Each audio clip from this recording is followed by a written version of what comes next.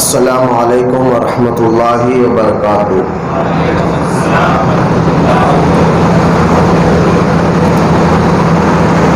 الحمد للہ رب العالمین، والصلاة والسلام علی سید المرسلین وعلی آلہ واصحابہ اجمعین، اما بعد فأعوذ باللہ من الشیطان الرجیم، بسم اللہ الرحمن الرحیم۔ وقال ربكم ادعوني استجب لكم، آمنت بالله صدق الله العلي العظيم۔ وقال الله تعالى في شان حبيبه الكريم، إن الله وملائكته يصلون على النبي يا أيها الذين آمنوا صلوا عليه وسلموا تسليما۔ اللهم صل على سيدنا ومولانا محمد وعلى آله وصحبه أفضل صلواتك وأعداد معلوماتك وبارك وسلم، صلاة وسلاما عليك يا رسول الله صلی اللہ تعالی علیہ وآلہ وصحبہ وسلم۔ آج کا یہ ہمارے ہفتہ واری درس خانقاہ محبوب اولیاء کی جانب سے انشاءاللہ تعالی فضائل دعا پر ہوگا۔ دعا مانگنے کی کیا اہمیت اور فضیلت قرآن اور احادیث میں آئی ہے، اس پر ہمارا آج کا اہم موضوع ٹاپک ہوگا، کیونکہ دعا کے لیے جو ہے اکثر ہم بہت زیادہ دیکھنے میں آتا ہے کہ سستی اور کاہلی بہت زیادہ کرتے ہیں، اس لیے میں نے آیت بھی وہی پڑھی ہے ادعونی استجب لکم، جس میں اللہ تعالیٰ ارشاد فرماتا ہے اور تم مجھ سے دعا مانگو میں تمہاری دعاؤں کو قبول کرتا ہوں۔ کیا ہے فون میں دیکھ لیتے بیٹھے بچے؟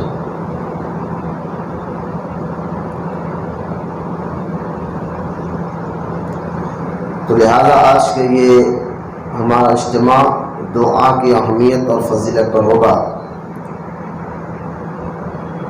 دعا کے متعلق جو آیت مبارکہ میں نے پڑھی، اس کا ترجمہ بھی میں نے آپ کو سامنے بتا دیا ہے، اور ایک نے کئی احادیث مبارکہ بھی ہے دعا کے متعلق، جیسا کہ امیر المؤمنین سیدنا عمر بن خطاب فاروق اعظم رضی اللہ تعالیٰ عنہ سے مروی ہے، نبی کریم صلی اللہ تعالیٰ علیہ وسلم نے فرمایا اللہ تعالیٰ کے نزدیک دعا سے زیادہ کوئی چیز اکرم نہیں، مطلب اکرم یعنی عزت والی نہیں۔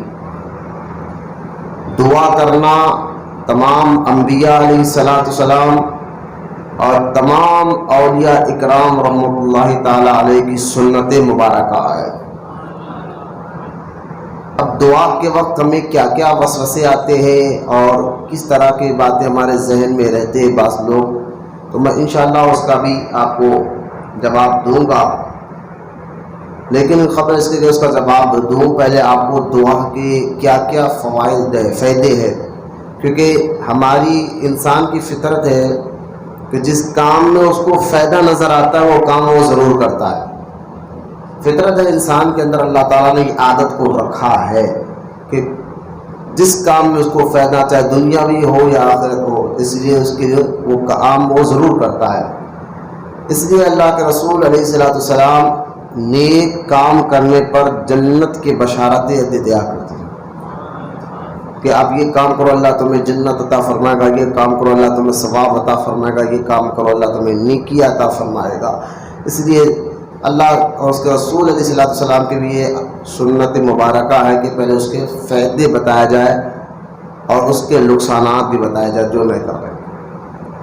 لہذا دعا ایک ایسی چیز ہے جیسا کہ نبی کریم صلی اللہ تعالیٰ علیہ وسلم نے ارشاد فرمایا دعا کے متعلق، کہ دعا جو ہے نبی کریم علیہ الصلوۃ والسلام نے فرمایا اگر دعا نہ ہوتی تو بلائے جسمانی طور پر دکھائی دیتے. دعا اگر نہ ہوتی تو بلایات جسمانی طور پر بلا تمہیں نظر آتی. نیز فرمایا ہر حال میں اللہ تعالیٰ سے دعا کرتے رہو. ہر حال میں اللہ تعالیٰ سے دعا کرتے رہو. یہاں تک کہ نبی کریم صلی اللہ تعالیٰ علیہ وسلم فرماتے ہیں کہ دعا عبادت کی سردار ہے. دعا تمام عبادتوں کی سردار دعا ہے. دعا کو لازم پکڑو، یہ سب سے بڑا وسیلہ ہے. حضور کی حدیث مبارکہ دعا کو لازم پکڑو، یہ سب سے بڑا وسیلہ ہے. یہاں تک رحمت کونین صلی اللہ تعالیٰ علیہ وسلم ارشاد فرماتے ہیں دعا عبادت کا مغز ہے. دعا تو عبادت کے پر ہے. دعا تو عبادت کے پر ہے. یہ سارے حدیث پاک جو میں نے آپ کے سامنے بیان فرمایا اس میں دعا کی اہمیت کو ہمارے کے پیارے آقا صلی اللہ تعالی علیہ وسلم نے بیان فرمایا. یہاں تک کہ دعا فقراء کا ہتھیار اور کمزوروں کا تیر ہے. فقراء لوگوں کا ہتھیار دعا ہے، یعنی اللہ کے نیک ولی محبوب بندے جو ہے نا، میں بھی آپ کو اس حدیث کا عملی طور پر مفہوم بھی بتاؤں گا کس طرح اولیاء کرام دعا کو اپنا ہتھیار بنانا کرتے تھے. لہذا دعا فقراء کا ہتھیار ہے، کمزوروں کا تیر ہے. کمزور لوگ دعا کے ذریعے، جیسے آپ نے سنا لگا کسی مظلوم کی بدعا نہ لو، اگر وہ اللہ سے کچھ کہہ دے تو وہ تیر کی طرح جاتی ہے دعا.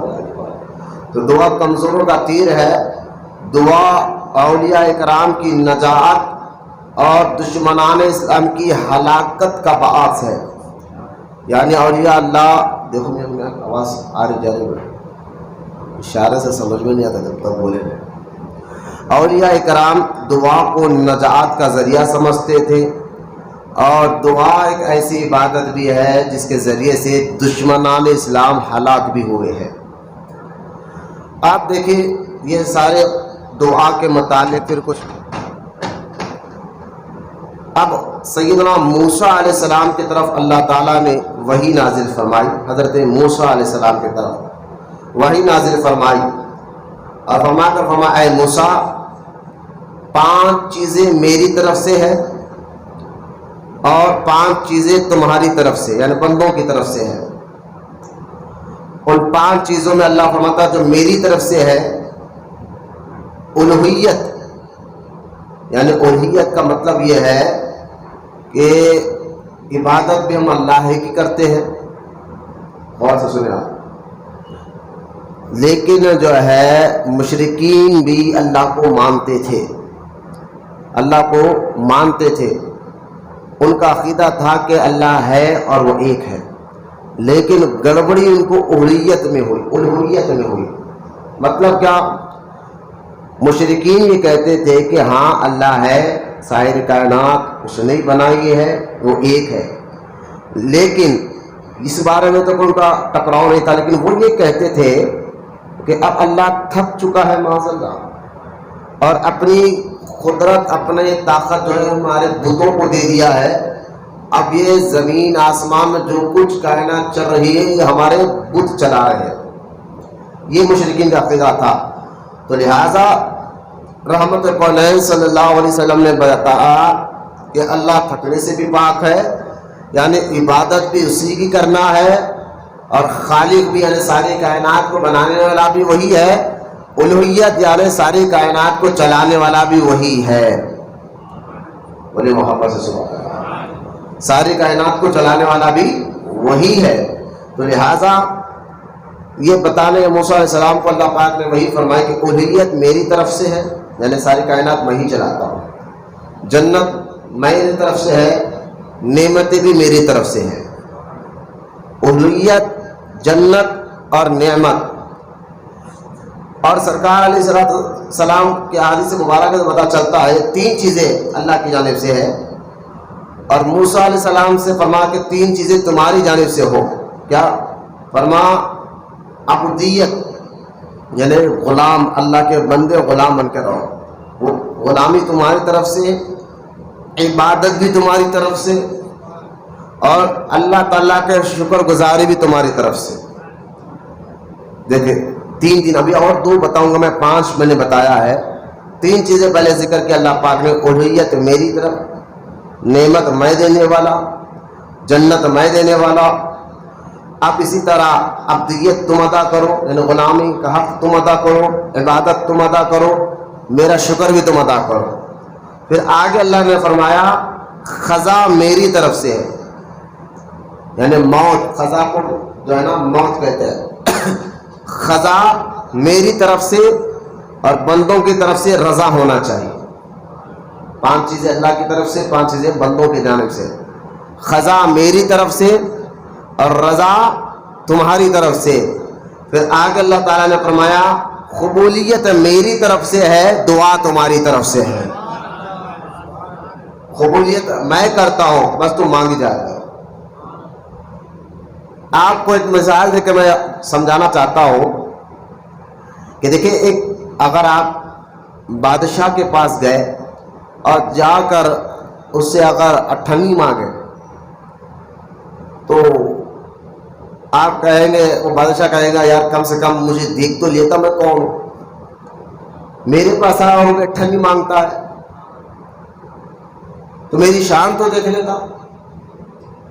لیکن اگر کوئی فقیر بادشاہ کو جا کر یہ کہے کہ مجھے تیری ساری بادشاہت دے دے، تیری ساری بادشاہت مجھے دے دے، تو وہ کہے گا یہ کیسے ممکن ہوگا کہ میں اپنی ساری بادشاہت تجھے دے دوں. تو بادشاہ سے جا کر 8 مانگنا، وہ تو کہے گا کہ میری شان دے کے مانگ. اگر ساری سلطنت مانگنا، اسی طرح ایک دولت مند ہے، ارب پتی ہے، اس کے پاس جا کے 10 روپے مانگنا، اور وہ کہے گا یہ کیا مانگ رہا ہے. لیکن جو ہے اس کو کہنا ساری دولت میرے نام کر دے، تو یہ بھی نہیں ممکن ہے. یہ مثال ذہن میں رکھے. اللہ تعالیٰ کی ذات مبارکہ یہ ہے کہ چھوٹی سے چھوٹی چیز ہو یا بڑی سے بڑی چیز ہو، سب اللہ دینے کے لیے قادر ہے. ہر چھوٹی سے چھوٹی چیز بھی تم اللہ سے مانگتے ہو، وہاں سے یہ جواب بنے گا یہ کیا کر رہا ہے. مطلب کیا؟ حدیث پاک میں اللہ کے رسول صلی اللہ علیہ وسلم نے فرمایا کہ اگر میں اپنے جوتے کی تسمیہ ڈوری بھی اگر خراب ہو جائے تو اللہ سے مانگتا ہوں. دیکھیں آپ یہ حدیث کو غور کریں، جوتے کا تسمیہ ڈوری بھی اگر میرے خراب ہو جائے تو تب بھی وہ بھی چیز میں اللہ سے مانگتا ہوں. تو بادشاہ دینے والا، دولت دینے والا، سب کچھ اللہ ہے. تو یہ یہاں پر نہیں چلے گا یہ قانون. اللہ تعالیٰ کی بارگاہ سے چھوٹی سے چھوٹی چیز بھی مانگ سکتے ہو، بڑی سے بڑی چیز مانگ سکتے ہو، وہ ہر چیز دینے پر قادر ہے. وہ ایسا ناراض نہیں ہوگا کہ یہ کیا ہے تو مجھ سے یہ کیوں مانگ رہا ہے.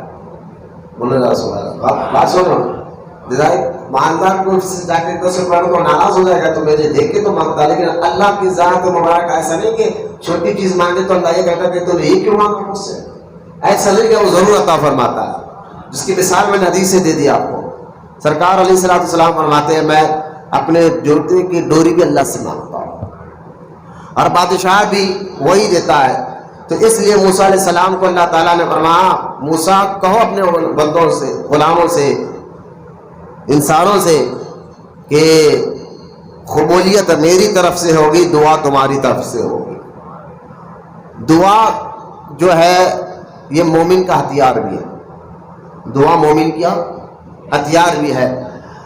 جیسا کہ آپ دیکھیں ملا جیون رحمۃ اللہ تعالیٰ علیہ کا ایک بڑا مشہور واقعہ، اس واقعے کو جو ہے نا حضرت عبداللہ شاہ صاحب قبلہ رحمۃ اللہ تعالیٰ علیہ اپنی کتاب فضائل رمضان میں بھی لکھا ہے. یہ واقعہ جو میں آپ کو سنانے جا رہا ہوں، حضرت ملا جیون رحمۃ اللہ تعالیٰ علیہ، پہلے ان کے بارے میں آپ سن لیں. یہ بہت بڑے عالم دین گزرے ہیں اور بہت بڑے فقیہ گزرے ہیں، مفسر گزرے ہیں. یعنی جہاں عالم تھے، مفتی تھے، وہاں پر آپ فقیہ بھی تھے، مفسر بھی تھے. آپ نے قرآن پاک کی 500 آیات جس سے حرام اور حلال کے مسئلے نکلتے ہیں. قرآن میں جتنی آیات ہیں نا اس میں سے 500 آیات میں پوری شریعت بنی ہے. کتنی آیات میں؟ ہاں 500 آیات اور 3500 حدیثیں سے پوری شریعت بنی ہے.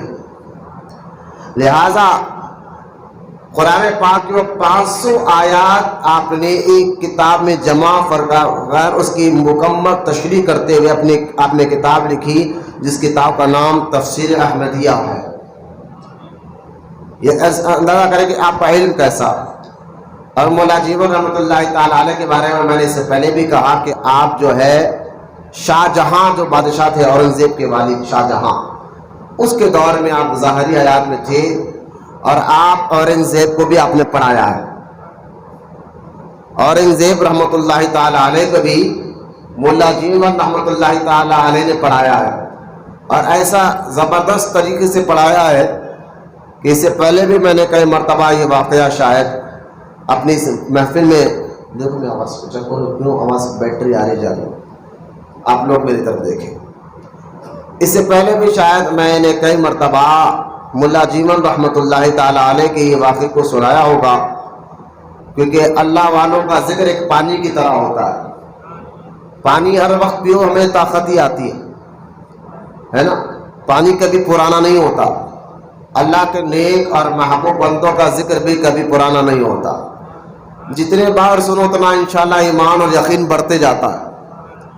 مولا جیون رحمۃ اللہ تعالیٰ علیہ ایسے متقی پرہیزگار اللہ کے ولی گزرے ہیں کہ شاہ جہاں نے آپ کو کہلا بھیجا تھا کہ آپ میرے بیٹے کو آ کر پڑھائے اورنگزیب رحمۃ اللہ تعالیٰ علیہ.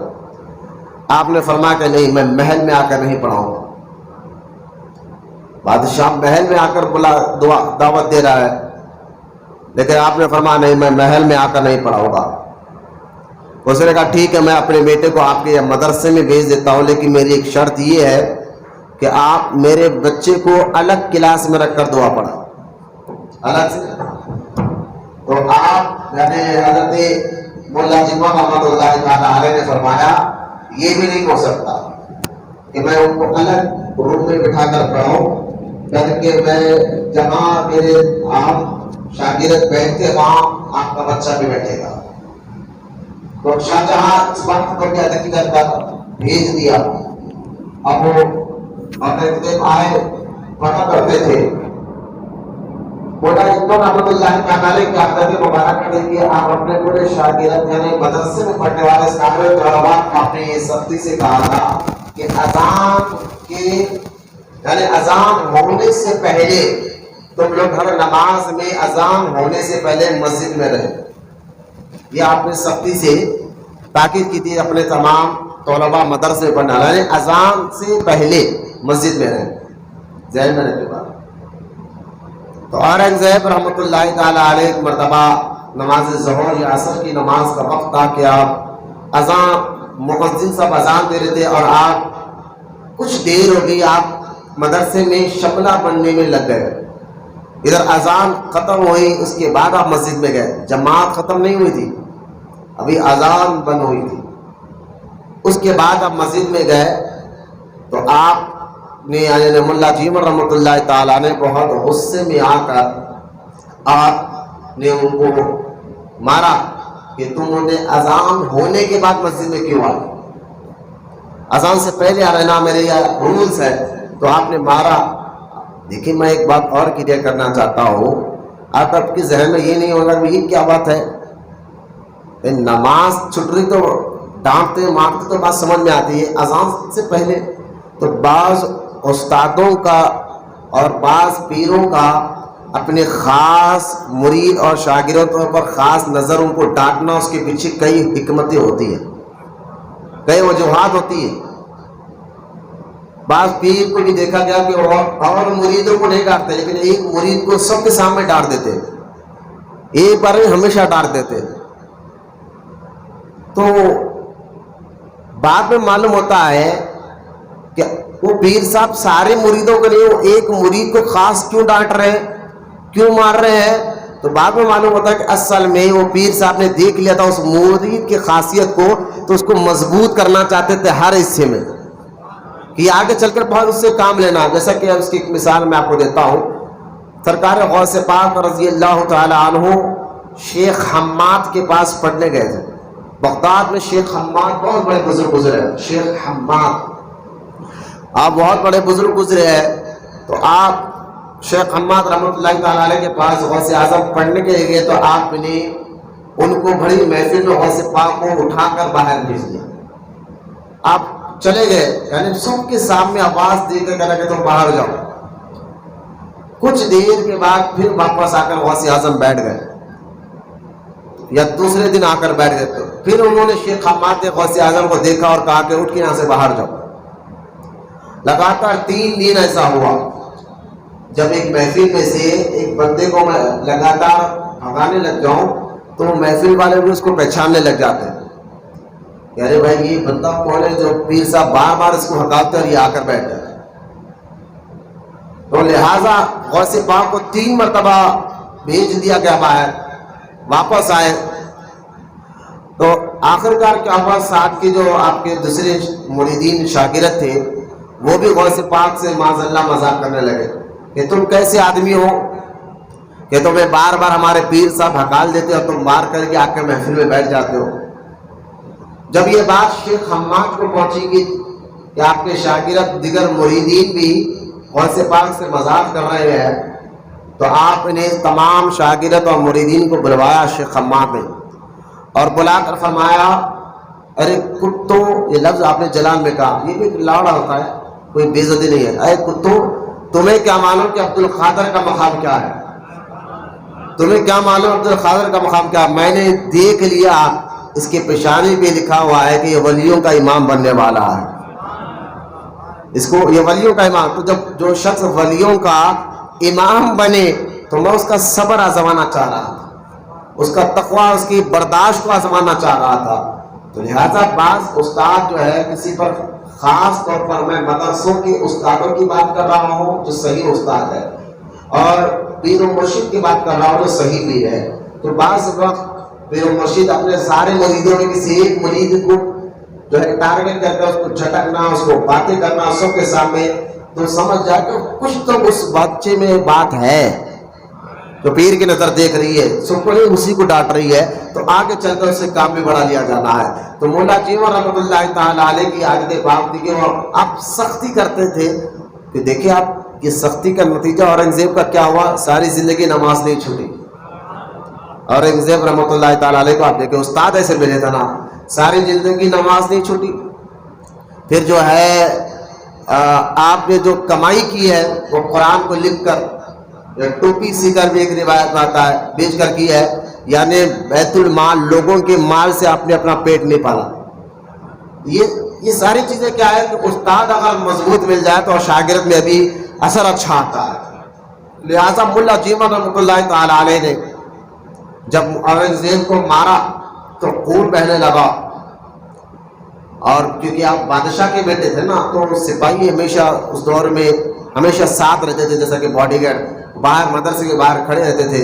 انہوں نے جب دیکھا کہ شہزادے کو مارا گیا ہے تو خون والا کپڑا لیا, یعنی پہلے خون کو پوچھا اور پوچھ کر اس خون والا کپڑے کو شاہ جہاں کے پاس بھیج دیا. شاہ جہاں کو کہا کہ دیکھو یہ آپ کے بیٹے کا خون ہے. استاد نے ان کو مار کر خون نکالا.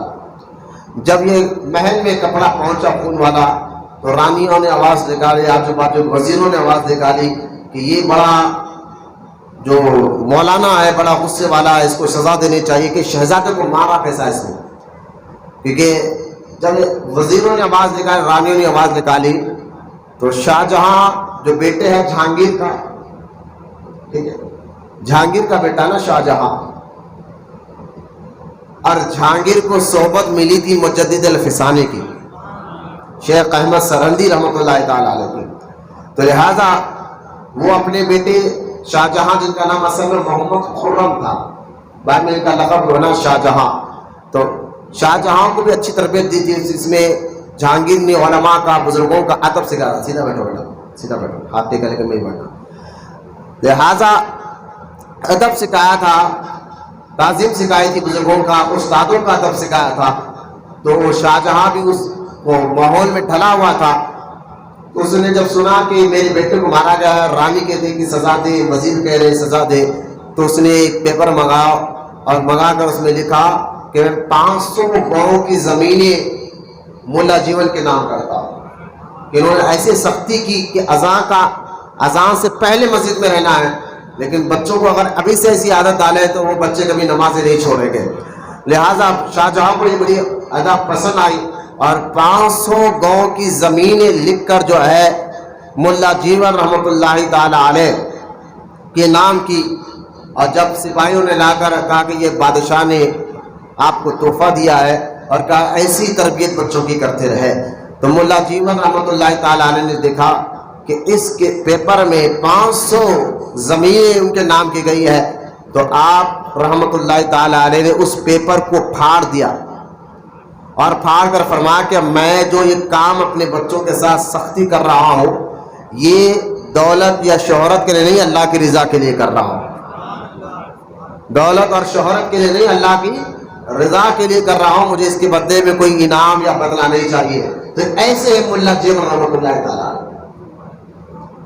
ہر دور میں، ہر سلطنت میں اللہ تعالیٰ نے ایک ایسے سچے شیر کو ضرور رکھا ہے جو حکومت بادشاہوں کو بالکل ڈانٹ کر اور سمجھا کر، یعنی بادشاہ بھی اگر غلطی کرے تو آنکھ میں آنکھ ملا کر بولا کرتے تھے. تو یہ ہر دور میں رہے ایسے بزرگان دین. تو ملا جیون رحمۃ اللہ تعالی علیہ کا میں بات اس لیے سنا رہا تھا آپ کو کہ دعا کے بارے میں، کہ دعا مومن کی ہتھیار ہے، اس بارے میں میں آپ کو یہ واقعہ سنانا ہے. حدیث پاک کی روشنی میں یہ واقعہ آپ کو سمجھانے کی کوشش کر رہا ہوں کہ شاہجہاں کو جو ہے ریشم کا کپڑا پہننے کی خواہش ہو گئی. ریشم جو ہے نا، ریشم کا پورا ٹوٹل ریشم کے سلوائی کپڑا یہ مرد کے لیے حرام ہے پہننا، ریشم والا دھاگا. ہاں اگر اس کپڑے پر ایک دو تین گیپ دے کر تھوڑی دور کا تھوڑے بہت نشان ریشم کے دھاگے سے تو مسئلہ نہیں. ٹوٹل اوپر سے نیچے تک ریشم والا کپڑا ہو یہ حرام ہے مرد کے لیے. تو اب بادشاہ کو ٹوٹل ایک ریشم کا کپڑا پہننے کی خواہش ہو گئی. اس نے وہاں کی دلی کے مفتیوں سے فتویٰ مانگا کہ آپ لوگ بتائے کہ یہ میں پہن سکتا ہوں. تو وہ جو بالکرے مفتی تھے، یعنی حکومت کے پیسے پر پلتے تھے، ان لوگوں نے کہا بھائی بادشاہ کو انکار کریں گے تو کہیں ہمارا پیسے بند نہ ہو جائے، ہماری عزت ختم نہ ہو جائے. تو انہوں نے فتویٰ دے دیا کہ ہاں آپ پہن سکتے ہیں. جب وہ فتویٰ بادشاہ کے پاس پہنچا، شاہجہاں کے پاس، تو شاہجہاں نے اس پیپر کو غور کرا اور سب کے سائنوں کو دیکھا مفتیوں کے ناموں کے ساتھ، کن کن مفتیوں نے مجھے پہننے کی اجازت دی ہے، لیکن اس میں ملا جیون کا نام نہیں تھا. تو شاہجہاں کو معلوم تھا آپ کا علمی لحاقت، آپ کا تقویٰ، آپ کی پرہیزگاری، کہ آپ کتنے بڑے بزرگ ہیں. تو شاہجہاں نے کہا کہ جا کے ملا جیون سے بھی فتویٰ کے اس پر سائن کرا کر لاؤ. جب ملا جیون کے پاس گئے اور جا کر کہا کہ بادشاہ کا چاہتا کہ ریشم کا کپڑا پہنے، اس پر فلاں مفتی صاحب نے سائن کر دیا، آپ بھی سائن کر دیں. تو ملا جیون رحمۃ اللہ تعالی علیہ نے فرمایا اس پہ میں سائن نہیں کروں گا، بلکہ اس کا جواب میں دلی کی جامع مسجد میں جمعہ کے دن دوں گا. کیونکہ جمعہ کے دن دلی کی جامع مسجد میں سارے لوگ کی علاوہ بھی بادشاہ بھی رہتا ہے جمعہ کے دن، پہلی سر میں بیٹھا ہوا. اب آپ نے جمعہ کے دن دلی کی جامع مسجد میں ملا جیون جو حق بولنے والے سوا اللہ سے کسی سے نہیں ڈرتے، تو ملا جیون رحمۃ اللہ تعالی علیہ نے ممبر پر ٹھہر کر فرمایا کہ دیکھو اب یہاں ایک مسئلہ ہم سب کے لیے بھی آج کے دور میں، 500 سال پرانا واقعہ لیکن آج کے دور میں ہم سب کے لیے ایک مسئلہ ہے. آپ نے فرمایا کہ گناہ کرنا الگ بات ہے، گناہ کرنا ایک الگ بات ہے، گناہ کو صحیح سمجھنا الگ بات ہے. اگر آپ کوئی گناہ کر رہے ہیں تو گناہ کو گناہ سمجھیں گے تو آپ صرف گناہ گار رہیں گے. لیکن آپ نے گناہ کو صحیح سمجھا، بھائی یہ میرے لیے صحیح ہے، میں صحیح مانتا ہوں، تو گناہ کو صحیح سمجھنے والا، جائز سمجھنے والا کافر ہو جاتا ہے. ذہن میں رکھیں، کم سے کم غلطی کو غلطی مانا کریں، ایکسپٹ کریں کہ ہاں یہ گناہ ہے اسلام میں، میں مانتا ہوں اس سے ہو رہا ہے، اللہ ہمیں توبہ کی توفیق عطا فرمائے. لیکن گناہ کو صحیح سمجھنا، جائز سمجھنا، ہٹ دھرمی میں رہنا کہ نہیں میں یہ صحیح مانتا ہوں، تو لہٰذا وہ کافر ہو جاتا ہے۔ تو مولا جیون رحمۃ اللہ تعالیٰ اب اس کو کئی مسئلے ہو گئے، اسٹیٹس پر اگر گانے رکھ لیتے ہیں کوئی لوگ، کیونکہ بھائی گناہ ہے میں نہیں مانتا میں رکھوں گا، ارے بندے ٹھیک ہے نہیں مانتا الگ بات ہے، کم سے کم گناہ تو مان لے، نہیں مانے گا تو سیدھا تو اسلام سے باہر ہو جائے گا پھر، یعنی گناہ غلط کو غلط سمجھنا، اگر کوئی غلط کو صحیح سمجھے، میوزک حرام ہے نا، تو لہٰذا میوزک جب حرام ہے آپ کہیں گے میں نہیں مانتا، تو آپ مسلمان ہی نہیں رہیں گے۔ ہاں آپ مانتے کہ ہاں یہ غلط ہے پھر بھی کر رہے ہیں تو پھر بھی آپ مسلمان ہے، گناہگار ہے۔ لہٰذا مولا جیون رحمۃ اللہ تعالیٰ نے فرمایا کہ گناہ کرنا الگ بات ہے، گناہ کو صحیح سمجھنا الگ بات ہے۔ آپ نے مولا جیون رحمۃ اللہ تعالیٰ نے فتویٰ دیے کہ فرمایا کہ جتنے لوگوں نے اس گناہ کو جائز دیکھا وہ بھی کافر ہو گئے، اور بادشاہ بھی اس کو صحیح سمجھ رہا ہے وہ بھی کافر ہو گئے، سب کو کلمہ پڑھنا ہوگا۔ یہ کرنا بھائی، راجا بھی بیٹھا ہوا ہے، فوج بیٹھی ہوئی ہے، سارے جنہوں نے سب نے فتویٰ سب بیٹھے ہوں گے سامنے، حق بولنا یہ بڑی جرت کی بات تھی۔ تو اب یہ معاملہ جب ہوا تو مولا جیون رحمۃ اللہ تعالی علیہ کو پکڑنے کا حکم ہوا، تو آپ نے وضو کر کے دعا فرمائی۔ وضو بھی مومن کا ہتھیار ہے، دعا بھی مومن کی ہتھیار ہے، میں دعا کے لیے کہہ رہا تھا۔ تو آپ نے وضو کر دعا فرمائی، تو بادشاہ کے سپاہی قریب آ کر واپس چلے گئے، یہاں تک کہ بادشاہ کا بھی دل نرم ہو گیا اس دعا کی برکت سے، اس نے بھی توبہ کی اور سارے مفتیان کرام نے بھی توبہ کی اور توبہ کر کے پھر سے کلمہ پڑھا۔ تو یہ مولا جیون رحمۃ اللہ تعالیٰ نے بتا دیا کہ وضو کے ساتھ، یعنی وضو بھی مومن کا ہتھیار ہے، دعا بھی مومن کی ہتھیار ہے۔ تو بادشاہ بھی نرم پڑ گیا، سپاہی بھی نرم پڑ گئے۔ تو بعض دعا ایسی ہوتی ہے کہ فوراً اس کا اثر ظاہر بھی ہونے لگتا ہے، وہ دعا کا اثر فوراً ظاہر بھی ہونے لگتا ہے۔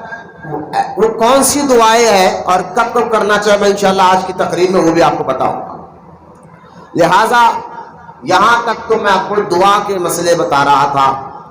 آگے آپ کو دیکھیں، اب دعا کے لیے بیٹھے بچے، دعا کے لیے جو ہے اب دعا خود بھی کر سکتے ہیں، کسی اللہ کے نیک بندوں سے بھی کرا سکتے ہیں، اور کس طریقے سے اور دعائیں ہوگی انشاءاللہ میں آپ کو بتاؤں گا۔ میرے کو صحیح بخاری شریف کی ایک حدیث مبارکہ یاد آ گئی، آپ کو سناتا چلوں، جس میں دعا کا ذکر ہے۔ دعا کے بارے میں آتا ہے، حدیث صحیح بخاری شریف میں آتا ہے کہ ایک علاقے میں ایک آدمی جو گنجا تھا، اس کے سر پہ بال نہیں تھے، ایک گنجا تھا، اور ایک آدمی کوڑ کی بیماری والا تھا، پورے بدن میں اس کے سفید دھبے تھے، کوڑ کی بیمار سر سے لے کے پیر تک، اور ایک نابینا تھا۔ تین آدمی ایک جگہ رہا کرتے تھے۔ اللہ تعالیٰ نے ان تینوں کا امتحان لینے کے لیے ایک فرشتے کو، یہ واقعہ صحیح بخاری میں موجود ہے، تو ایک فرشتے کو انسان بنا کر ان کے پاس بھیجا۔ پہلے سب سے پہلے وہ گیا کوڑ والے کے پاس اور کہا کہ تیری خواہش کیا ہے، تیری خواہش کیا ہے؟ تو اس نے کہا کہ میری خواہش یہ کہ کوڑ ختم ہو جائے۔ تو لہٰذا اس فرشتے نے اللہ کی بارگاہ میں دعا کی، دعا کر کے اس کے جسم پہ ہاتھ پھیراتا، اس سر سے لے کر بیٹھا، اس کا سارا کوڑ ختم ہو گیا۔ سبحان اللہ بولے گا، دعا کی اور ہاتھ پھیرا تو سارا کوڑ۔ معلوم کیا، اللہ کے نیک بندوں کے ہاتھوں میں شفائیں ہوتی ہیں، یہ صحیح بخاری کی حدیث ہے۔ ہاتھ، بزرگوں کے ہاتھ میں کیا اثر ہوتا ہے، میں نے کہا یہ حدیث بتا رہی ہے، شفا ہوتی ہے، اور شفا تو اللہ ہی دیتا ہے، لیکن اللہ تعالیٰ اپنے ولیوں سے بھی ظاہر فرماتا ہے۔ اس میں کئی اور مسئلے بھی سمجھ میں آتے ہیں کہ ایک بندہ شفا کیسے دے سکتا ہے، تو میں نے کہا صحیح بخاری، انسانی شکل میں فرشتہ آ کر اس کوڑ کی بیماری والے کو شفا دے دیا۔ اس کے بعد اس کو کہا کہ اور کیا خواہش ہے، اس نے کہا میں چاہتا ہوں کہ مجھے مال ملے، تو ایک اونٹنی اس کو دی گئی، اور دے کر اس فرشتے نے دعا کی اللہ اس کے جانور میں برکت عطا فرما۔ اب وہاں سے وہ گنجے آدمی کے پاس گئے اور اس سے بھی خواہش پوچھی، تیری خواہش کیا؟ اس نے کہا میں چاہتا ہوں میرے سر پہ بال آئے۔ وہ فرشتے نے دعا فرمائی، اس کے سر پر بال آ گئے۔ دعا فرمائی، فرشتے اس کے ساتھ فوراً مال آ گئے. پھر اس کو کہا کہ اب مال میں کیا خواہش ہے؟ وہ کہتا ہے کہ میں چاہتا ہوں کہ گائے مجھے ملا جائے. تو آپ نے اس فرشتے نے اللہ کے حکم سے گائے دیا اور اس کے مال میں برکت دیکھ کے دعا کر کر آگے چلے گیا. اور تیسرا جو ہے وہ فرشتہ سیدھا پہنچا اس نابینا کے پاس اور اس سے خواہش آئے. تو اس نے کہا میں بھی چاہتا ہوں کہ میں دیکھ اللہ مجھے نظر آنا، یعنی روشنی میری آنکھوں کی واپس آ جائے. اس فرشتے نے اللہ سے دعا فرمائی، آنکھوں کی روشنی فوراً آ گئی. پھر اس کو ایک حاملہ بکری دی گئی اور دعا دے کر چلے گیا. کچھ دن کے بعد وہ اونٹ والے کے پاس بے حساب اونٹ ہو گئے جس کا حساب نہیں، اس گائے والے کے پاس بے جانور ہو گئے جس کے کوئی حساب نہیں، وہ بکری والے کے پاس بے حساب جانور ہو گئے اس کا کوئی حساب نہیں. یعنی مالدار ہو گئے تینوں، صحت مند بھی ہو گئے، مالدار بھی ہو گئے. اب اللہ تعالیٰ نے ان تینوں کو آزمانے کے لیے فرشتوں کو پھر سے زمین پر بھیجا. پہلے وہ فرشتہ کوڑ والے کے پاس آیا اسی کی شابلہ شکل میں، وہ کوڑ کی بیماری والا تھا نا، تو اس فرشتہ انسانی شکل میں اسی کوڑ والا بن کر آیا. سب سے پہلے کوڑ والا بن کر آ کر کہنے لگا میں غریب ہوں، مجھے کوڑ کی بیماری ہے، یہ ہے، اللہ ہے، فلاں ہے، تجھ کو اللہ نے حسن بھی دیا ہے، مال بھی دیا ہے، کچھ میرے لیے دے دے، کچھ میرے لیے دے دے. تو اس نے کہا کہ نہیں نہیں نہیں. کسی نے کہا میں کوڑ والا تھا. اب یہ جھوٹ بدل گیا. مال آنے کے بعد بندے بدل جاتے ہیں، ہو جاتا ہے، فطرت ظاہر ہو جاتی ہے. مال و دولت کے بعد جس کے ذریعے سے کما اس کو بھی بھول جاتے ہیں. تو یہ صحیح لوگوں کی پہچان نہیں ہے. تو اس نے کہا کہ یہ کس نے کہا کہ میں کوڑ والا تھا؟ میں تو شروع سے صحت مند ہوں. اور یہ پراپرٹی جو ہے فرشتے نے دیکھا کہ یہ کچھ دے نہیں رہا تو اس نے یاد دلا کہ تو بھی تو کوڑ والا تھا، تیرے پاس بھی کچھ نہیں تھا. تو اس نے کہا نہیں یہ غلط بات ہے، جھوٹ بات ہے، میرے پاس تو پہلے سے میں صحت مند تھا اور یہ جو پراپرٹی ہے باپ دادا سے چلتے رہا ہے. جھوٹ بولا. تو اس فرشتے نے دعا کیا اللہ اب یہ جو کہہ رہا ہے اگر یہ کہنے میں سچا ہے تو ٹھیک رہتا ہے، اس کو پہلی طرح بنا. یہ کہہ کر فرشتہ آگے نکلا، پھر سے اس کے سارے جانور ختم ہو گئے اور جو پہلے حالت میں تھا ویسے آ گیا. یہ کبھی اللہ مال دے کر بھی آزماتا ہے. اللہ ہماری اللہ کی بارگاہ میں دعا کرے اللہ آسان امتحان لے ہمارا. کبھی جو ہے نا مال پر حسن پر تکبر نہیں کرنا چاہیے، اللہ تعالیٰ کو ناراض کرنا. جب جو کچھ مال دولت ہمارے پاس آتی ہے وہ اللہ تعالیٰ ذریعے بنا کر ہمارے پر بھیجتا ہے. تو اس پر کبھی تکبر نہیں آنا چاہیے، کسی کو گرا کر نہیں دیکھنا چاہیے، کسی کو ٹیڑھی نظر سے نہیں دیکھنا چاہیے. اگر ہم پہلے مالدار نہیں تھے اب اللہ نے دولت عطا فرمائی تو اس پر اللہ کا شکر ادا کرنا چاہیے. تو شکر ادا کرنے سے دولت میں اور اضافہ ہوتا ہے، وہ دولت کم نہیں اور اضافہ ہوتا ہے. اب وہ شخص جو ہے دوسرا جو گنجا آدمی تھا اسی کی شکل میں گیا، یعنی سر پہ بال نہیں بھی اس کی بھی، جا کر کہا کہ اللہ کے راہ پہ مجھے کچھ دے، دیکھ تیرے تو بھی تو ایسا تھا پہلے لیکن اللہ نے تجھے سر پہ بال دی، دولت دیا.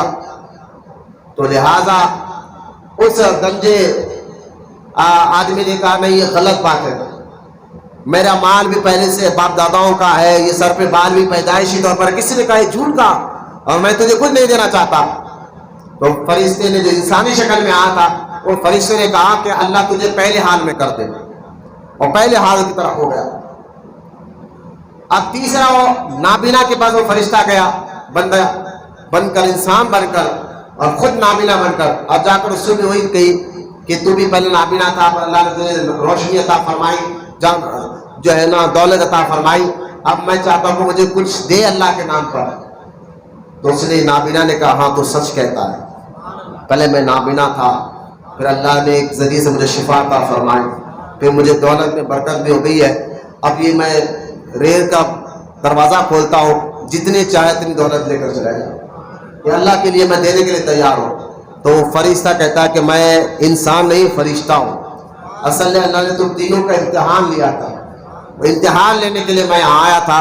میں دعا کرتا ہوں اللہ کی بارگاہ میں اللہ تجھے خوب اور برکت عطا فرمائے. تو اس واقعے سے پتا چلا کہ دعا کرنے سے دولت بھی آتی ہے، عزت بھی ملتی ہے اور بے شمار دنیا اور آخرت میں کامیابی ملتی ہے.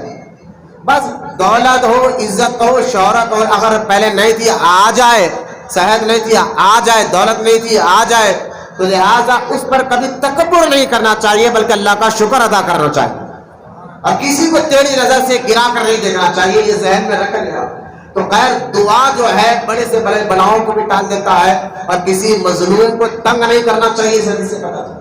جھڑکنا نہیں چاہیے بلا وجہ، اس کو ٹیڑھی نظر سے نہیں دیکھنا چاہیے۔ اگر وہ مظلوم کی آہ نکل جائے تو پھر اللہ اس کی وجہ سے اس تکلیف دینے والے کو تباہ اور برباد کر دیتا ہے۔ یہ بھی ہمیں اس حدیث سے پتہ چلا۔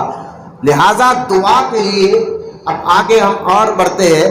دعا کبھی ہم دعا جو ہے اپنے نیک اور اچھے کاموں کا وسیلہ لے کر بھی دعا کر سکتے ہیں اللہ کی بارگاہ میں۔ میں ان کو چپل نیچے رکھو، دیکھو اندر لا کے رکھو، آپ میری طرف سامنے دیکھو یارو، سامنے دیکھو۔ لہذا دعا کے بارے میں آپ کو بتاتا چلوں کہ ہم اکثر کہتے ہیں کہ پیر صاحب آپ دعا کریں، یا اب پیر صاحب سے دعا کرانا، کسی عالم سے دعا کرانا، یا خود دعا کرنا۔ تو یہاں میں آپ کو بتاتا چلوں کہ خود دعا کرنے سے کیا دعا قبول ہوگی یا نہیں ہوگی، میں وہ بھی آپ کو انشاءاللہ بتاؤں گا کہ ہم پیر صاحب کے پاس کراتے ہیں۔ لیکن میں آپ کو یہ بتانا چاہتا ہوں کہ دعا کبھی جو بھی کرائے، کبھی اپنے اچھے کام کا وسیلہ لے کر بھی اللہ کی بارگاہ میں دعا کر سکتے ہیں۔ یار اچھے کام، نیک کام کا وسیلہ لے کر بھی، اچھے اور نیک اور جائز کام کا وسیلہ لے کر بھی اللہ کی بارگاہ میں آپ دعا کر سکتے، یہ بھی جائز ہے۔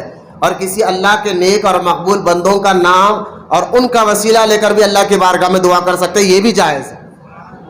آپ جیسا کہ صحیح بخاری پہ حدیث پاک ہے، اللہ کے رسول صلی اللہ علیہ وسلم نے ارشاد فرمایا کہ 3 آدمی جنگل کی طرف جا رہے تھے، ٹھیک ہے، اور جنگل کی طرف تینوں آدمی جا رہے تھے، تو راستے میں ہوا یہ کہ بارش، طوفان، جنگل میں طوفان شروع ہو گیا، بارش شروع ہو گئی۔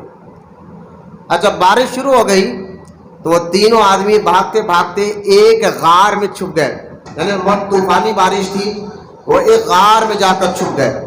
جب غار میں جا کر چھپ گئے نا، تو اچانک ہوا یہ کہ اوپر سے ایک پہاڑ ڈھلتا ڈھلتا یعنی نیچے آتے آتے اس غار کے منہ پہ آ کے لگ گیا۔ وہ تینوں کے تینوں آدمی جو ہے اس غار میں یہ سمجھے کہ زندہ دفن ہو گئے۔ اب وہ تینوں غار میں تھے، ایک تو جنگل کا علاقہ، کوئی آواز بھی باہر جائے تو کوئی ہٹانے والا نہیں، تو اس کو ڈھکلے، تو وہ ڈھکلے دل طاقت لگائے تینوں کو بھی وہ ڈھکلے نہیں جا رہا، میرے بہت بڑا گریڈ تھا۔ اب یہ سمجھے کہ غار کے اندر تینوں تھے، اب کرے کیا؟ تو تینوں نے کہا کہ بھائی کام کرو، اب اس وقت مدد صرف ہماری اللہ ہی کر سکتا ہے، اب اللہ کی بارگاہ میں دعا کرو، اللہ کی بارگاہ میں دعا کرو، چاہے اللہ ہماری دعا قبول فرما کر ہمارے اس مشکل کو آسان فرما دے۔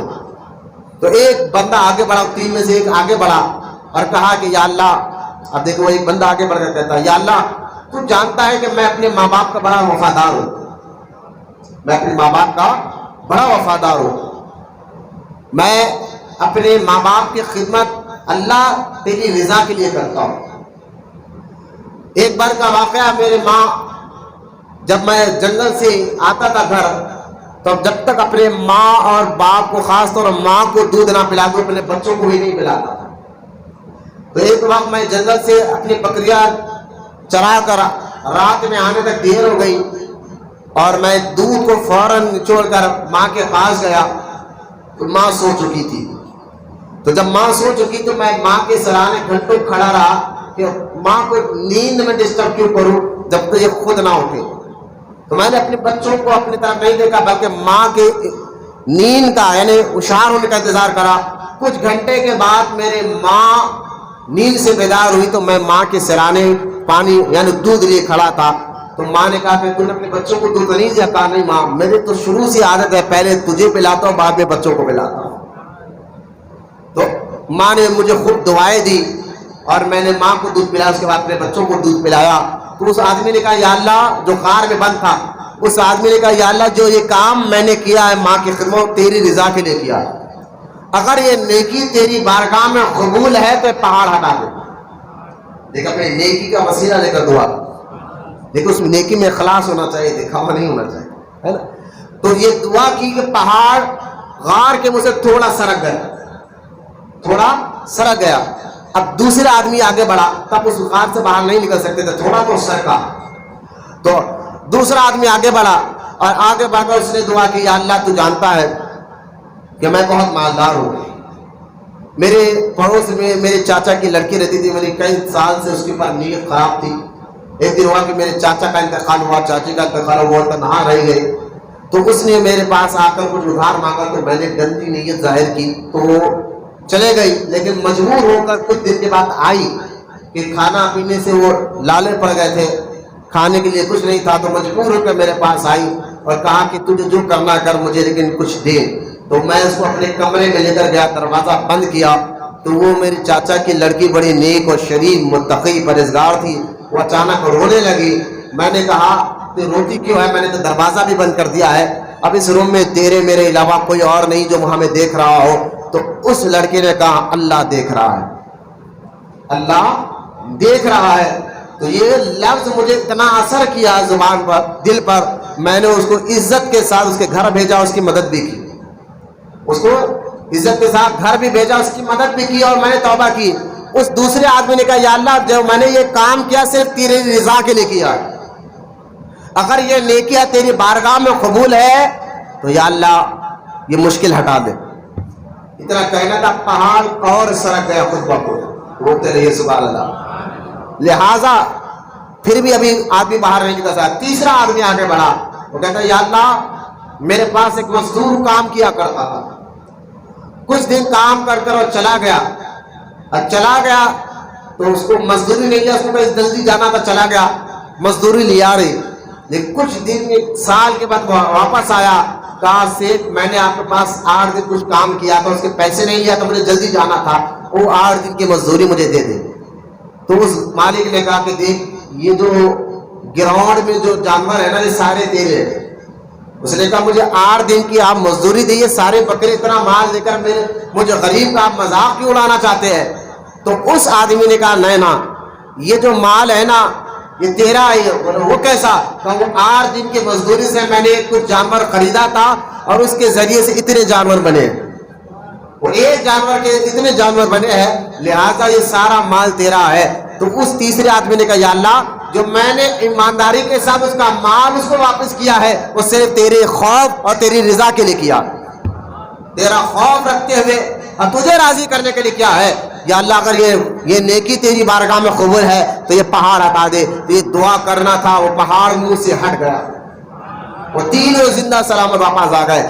اس حدیث سے بھی پتہ چلتا ہے کہ آپ اپنے نیک عمل کا وسیلہ لے کر بھی اللہ کی بارگاہ میں دعا کر سکتے ہیں، نیک عمل کے وسیلہ لے کر بھی آپ دعا کر سکتے ہیں. اسی طرح آپ دیکھیں کہ آپ اللہ کے مقبول بندوں کا وسیلہ لے کر بھی دعا کر سکتے ہیں، چاہے وہ مزار میں ہو چاہے ظاہری زندگی میں ہو، ان کا وسیلہ لے کر آپ دعا کر سکتے ہیں.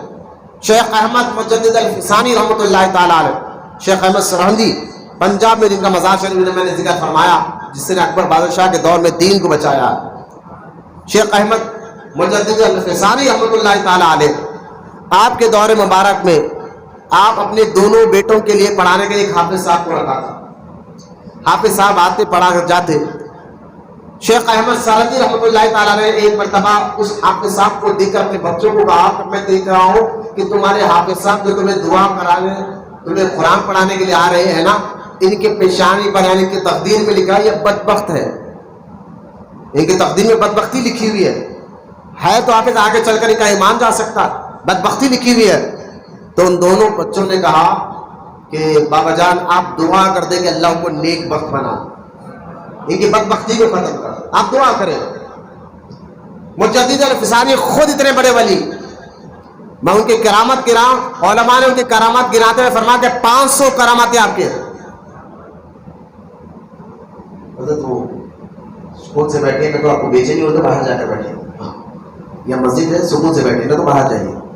لہٰذا 500 کرامتیں شیخ احمد سرہندی کے گنائے علماء نے. یہ 500 کرامات اتنے بڑے بزرگ ہیں، ان کے بیٹے اتنے بڑے بزرگ ہیں. تو مجدد الفسانی نے کہا جب بیٹوں نے ضد کی آپ دعا کریں نا کہ ہمارے استاد نیک بن جائے، ان کی خدمت میں جو بدبختی آگے چل کے لکھی ہوئی ہے وہ نیک بختی ہو جائے. تو مجدد الفسانی کہتے ہیں کہ میں نے اپنے بیٹوں کے کہنے پر رات میں دعا کی اللہ کی بارگاہ میں، اللہ کی بارگاہ میں دعا کرتے کرتے کرتے مجھے غوث پاک کا ایک بات یاد آ گئی. مجدد الفسانی کہتے ہیں مجھے غوث پاک کی ایک بات یاد آ گئی. غوث اعظم نے فرمایا کہ اللہ کی بارگاہ میں دعا کرو نا، میرا وسیلہ لے کر دعا کرو، جو میرا وسیلہ لے کر دعا کرتا ہے اللہ اس کی دعا کو ضرور قبول فرماتا ہے۔ غوث پاک فرماتا ہے اگر تمہاری دعا قبول نہیں ہوئی تو قیامت کے دن میرا دامن پکڑ لینا۔ لہذا یہ قول یاد آیا، آپ نے دعا کرتے کرتے کہا یا اللہ غوث پاک کے وسیلے سے میری دعا قبول فرما۔ یہ دعا کرتے کرتے آپ نے غوث پاک کا وسیلہ لے کر دعا مانگی، خود بھی ولی ہے، مجھے دل پسانی ہے، تو غوث پاک کا وسیلہ لے کر دعا مانگی، اسی وقت اللہ تعالیٰ کی غیب سے آواز دے کر آئی کہ ہم نے ان کو نیک بخت بنا دیا ہے۔ تو معلوم کیا ہوا کہ آپ اپنے نیک اعمال کا وسیلہ لے کر بھی دعا کر سکتے ہیں، ایک دوسرا اللہ کے مقبول بندوں کا بھی وسیلہ لے کر دعا کر سکتے ہیں، جسے اور بھی حدیث ہے جیسا کہ آپ دیکھیں خود نبی کریم صلی اللہ تعالیٰ علیہ وسلم نے حضرت علی رضی اللہ تعالیٰ کی والدہ فاطمہ بنت اسد جو مولا علی کی ماں ہے ان کی خبر میں لیٹ کر دعا کی تھی، یا اللہ مجھ محمد کے وسیلے سے اور تمام نبیوں کے وسیلے سے ان کی خبر کو کشادہ کر دے۔ یہ حضور کی بھی سنت مبارک ہے، اور خود آدم علیہ السلام نے بھی اللہ کی بارگاہ میں دعا کی تو حضور کا وسیلہ لے کر دعا فرمایا۔ تو اللہ کے نیک بندوں کے وسیلوں سے دعا، ان کی ذات ان کے نام کے وسیلے سے دعا لینا، یہ تو قرآن سے بھی ثابت ہے، حدیث سے ثابت ہے۔ میں آپ کو کیا بتاؤں کہ اللہ کے نیک بندوں کے نام تو نام ہے، ان کے پہنے ہوئے کپڑوں میں بھی اللہ برکت دیتا ہے، اگر ان کا بھی وسیلہ لے لے، یا اللہ فلاں کے تبرکات ہمارے سامنے رکھے ہوئے ان کے وسیلے سے دعا کرے تو ان کی دعا کو بھی اللہ قبول فرما لیتا ہے۔ یعنی اللہ کے نیک اور محبوب بندوں کے کپڑے ہو، نالین ہو، لکڑی ہو، وہ وسیلہ بھی اللہ کی بارگاہ میں قبول ہو جاتا ہے دعا کا۔ وہ لوگ کہیں گے یہ کیا بات آپ نے کہہ دی؟ میں نے کہا قرآن سورہ بقرہ تابوت سکینہ آپ کو پڑھ کر دیکھ، سورہ بقرہ میں تابوت سکینہ کا ذکر ہے۔ تابوت کہتے پیٹی کو، سکینہ کہتے جس پیٹی کو دیکھ کر دل میں اطمینان سکون آ جائے۔ لہذا بنی اسرائیل کو جب بھی کوئی مشکل آتی وہ پیٹی سامنے رکھ کر دعا کرتے، یا اللہ اس پیٹی میں جو مبارک چیزیں ہیں اس کے وسیلے سے ہماری دعا قبول فرما۔ تو لہٰذا اللہ کی دعا کو قبول فرماتا، فوراً اس دعا کو قبول بھی فرما لیتا، اس دعا کا اثر ظاہر بھی ہو جاتا اور ان کے مشکل بھی ختم ہو جاتی۔ آپ اس پیٹی کے بارے میں تفسیر میں پڑھیں، اس پیٹی میں ہے کیا؟ جس پیٹی کو سامنے رکھ کر بنی اسرائیل دعا کرتے تو اللہ ان کی دعاؤں کو قبول فرما لیتا، اللہ ان کے دعاؤں کو قبول فرما لیتا۔ لہٰذا کہ اس پیٹی کے اندر سارے مفسرین کہتے ہیں اس پیٹی کے اندر موسیٰ علیہ السلام کا سر کا امامہ تھا، جبہ تھا، آپ کا عصا مبارک تھا، نالین شریف تھی، آپ کے پہنے ہوئے نالین تھے، ہارون علیہ السلام کا سر جبہ مبارک اور جو ہے سر کا امامہ تھا۔ تو مجھے بتائیے اللہ کے نیک اور محبوب بندے جس کپڑے کو استعمال کر لے اللہ اس میں برکتیں ڈالتا ہے، اور جو اس کا وسیلہ دے دے تو اللہ ان کی دعا کو قبول فرما لیتا ہے۔ تو مجھے کہنے دیجئے جب ان کے پہنے ہوئے کپڑوں کا وسیلہ دے دے اللہ دعا قبول فرما لیتا ہے، تو جہاں خود ولی آرام کر رہا ہو وہاں ٹھہر کر ان کا وسیلہ لے کر دعا مانگے تو اللہ ضرور دعا قبول فرماتا ہے۔ لہذا اللہ کے آپ اپنے نیک اعمال کا وسیلہ لے کر بھی دعا کر سکتے ہیں اللہ کی بارگاہ میں، اور جو ہے آپ جو ہے اپنے بزرگان دین اور نیک بندوں کا وسیلہ لے کر بھی دعا کر سکتے ہیں، بلکہ ان کے تبرکات کا وسیلہ لے کر بھی دعا کر سکتے ہیں، ٹھیک ہے یہ۔ لیکن آپ جو ہے نا پیروں سے دعا کرائے، علماء سے کرائے، لیکن خاص طور یاد رکھیں اپنے ماں باپ سے بھی ضرور دعا کریں، اپنے ماں باپ کا بھی بڑا مقام، ماں باپ سے بھی دعا کرانا سیکھیں۔ ماں باپ کی دعا بھی اللہ کی بارگاہ میں بیٹے کے ہاتھ میں بہت جلدی قبول ہوتی ہے، بہت جلدی قبول ہوتی ہے، اتنی جلدی قبول ہوتی کہ حضرت موسیٰ علیہ السلام ایک مرتبہ گزر رہے تھے، چلتے چلتے چلتے موسیٰ علیہ السلام تھک گئے۔ جب تھک گئے تو کہا یا اللہ میں تھک گیا ہوں، مجھے سواری دے دے، یا اللہ میں تھک گیا ہوں مجھے سواری دے دے۔ اللہ نے کہا موسیٰ میرے کلیم تو فلاں بندہ وہاں بیٹھا ہوا ہے اس سے دعا کرا تجھے سواری ملے۔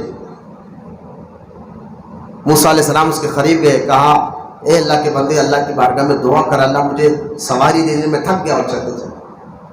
اس بندے نے دعا کی اور دعا کر کے یا اللہ اس کے لیے آسمان سے ابر کا ٹکڑا بھیج، ان کے لیے آسمان سے ابر کا ٹکڑا بھیج تاکہ یہ سوار ہو جائے۔ اس بندے کی دعا سے اس آسمان سے ابر کا ٹکڑا آیا اور اس ٹکڑے پہ موسیٰ علیہ السلام بیٹھ گئے، وہ ابر کا ٹکڑا آپ کو لینا چلے گا لینا۔ موسیٰ علیہ السلام کہنے لگے اللہ یہ بندہ کون ہے جس کے کہنے پر تو آسمان سے ابر کا ٹکڑا بھیجتا ہے اور اس پر سوار میں جا رہا ہوں؟ والا یہ بڑا متقی پرہیزگار تیرا مقرب بندہ ہے۔ اللہ نے فرمایا موسیٰ یہ بڑا گناہگار ہے، بڑا گناہگار ہے، کوئی نیک بندہ نہیں تھا جس نے تجھے یہ دعا کی، ہے گناہگار۔ گناہگار ہے اتنی دعا کہ ابر کا ٹکڑا بھیج دے اس کے کہنے پر تو اگر موسیٰ اس نے ابر کا ٹکڑا بھیجنے کو کہا، اگر آسمان نیچے بھیجنے دیتا وہ بھی بھیجتا ہے۔ بولے مولا یہ ہے گناہگار، متقی پرہیزگار بھی نہیں، اس گناہگار کو یہ مقام ملا کہاں سے؟ کہا اس کی ماں کی وجہ سے ملا، یہ ماں کی بڑی خدمت کرتا تھا، یہ ماں کی بڑی خدمت کرتا تھا، تو اس کی ماں کے آخری حد تک یہ خدمت کرتا رہا، تو اس کی ماں انتقال سے پہلے دعا کرتے یا اللہ میرا بیٹا گناہگار ضرور ہے لیکن میری بڑی خدمت کرتا ہے اخلاص کے ساتھ، مولا جب بھی یہ دعا مانگے تو اس کی دعا کو ضرور قبول فرما لینا۔ ماں باپ سے دعا کرا ہے، پیر صاحب اس سے دعا کرا اچھی بات ہے، لیکن ماں باپ کی دعا اولاد کے حق میں فوراً قبول ہوتی ہے۔ ہم پریشان ہیں کہ ہمارے کام نہیں بن رہے، پیر صاحب تعویذ دے دیجیے۔ میں نے کہا سب سے بڑی تعویذ تمہارے ماں باپ گھر میں موجود ہے تو جاؤ۔ اب وہ کہیں گے ماں باپ بظاہر اگر انتقال کر گئے، میں نے کہا ڈرو نہیں، نظام الدین اولیاء سے پوچھو۔ حضرت نظام الدین اولیاء فرماتے ہیں کہ جب بھی مجھے کوئی مشکل آتی، نظام الدین اولیاء دلی کے میں آرام فرمانے والے حضرت نظام الدین اولیاء فرماتے جب بھی کوئی مشکل آتی تو میں اپنی ماں کی خبر پر چلے جاتا اور کہتا ماں دعا کر دینا۔ اور نظام الدین اولیاء فرماتے مجھے ایسا کچھ یاد نہیں جو دعا میں ماں کی خبر کے پاس ٹھہر کر مانگا ہو وہ اللہ نے قبول نہ کی، ایسا تو مجھے یاد نہیں ہے۔ میں وہ مشکل کے لیے دعا کر کر واپس آنے سے پہلے اس دعا کا اثر بھی ظاہر ہو جایا کرتا ہے۔ جب بادشاہ نے آپ کو کہا تھا نظام الدین اولیاء کو کہ تم یہ محل چھوڑ کر چلے جاؤ، دلی چھوڑ کر چلے جاؤ، تو آپ نے یہ جملہ فرماتا دلی بہت دور ہے۔ حضرت نظام الدین اولیاء فرماتا میں ماں کی قبر پر گیا، دعا کی خانقاہ آنے سے پہلے معلوم ہوا کہ بادشاہ مر گیا۔ مجھے بتائیے نظام الدین اولیاء جس علاقے میں تھے دلی میں بالکل قریب میں ماحوری شریف میں آپ کے دادا پیر کی مزار تھی، چاہتے تو آپ اپنے دادا پیر کے آستانے پر جاتے وہاں دعا کرتے، آپ وہاں جاتے تھے، لیکن آپ نے بتا کہ ماں سے دعا کرایا کرو۔ اگر یہ مت سمجھے کہ ماں کا انتقال ہو جائے تو نہیں، ماں کی قبر پہ ٹھہر کے دعا مانگو، اللہ فوراً قبول فرماتا ہے۔ تو ماں باپ جو ہے نا اولاد کے حق میں جب دعا کرتے تو اللہ ان کی دعا کو ضرور قبول فرماتا ہے۔